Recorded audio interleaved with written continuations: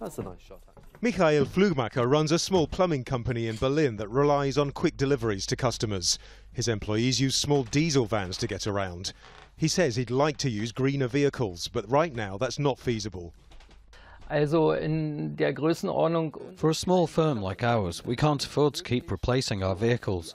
We bought our fleet of 6 vans years ago, trusting in diesel, and we're stuck with them. This street in central Berlin is one of the city's busiest, and not surprisingly, emissions levels around here are above the legal limits. Now, they've already brought in a 30km/h speed limit to try to do something about the problem, but still, very soon, diesel vehicles could be banned from this area. The so-called Dieselgate scandal focused attention on just how polluting diesel vehicles can be, after German manufacturers including Volkswagen and Daimler admitted cheating emissions tests.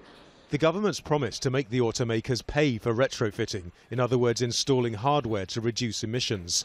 Since February, German cities have also had the right to ban older diesel vehicles to reduce air pollution. Stuttgart's bringing in a total ban in January, and at least 15 heavily polluted cities across Germany could soon have similar restrictions.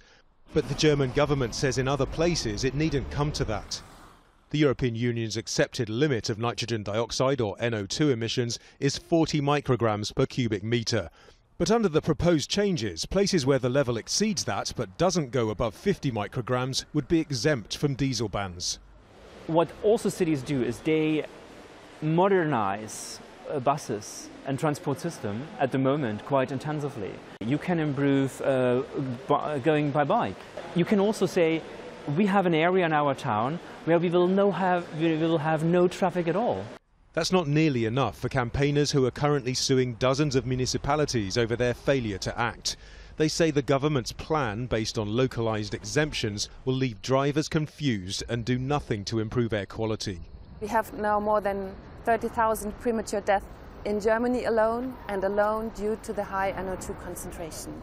We have several hundred new cases of asthma diseases and other diseases each year, so it's high time to act.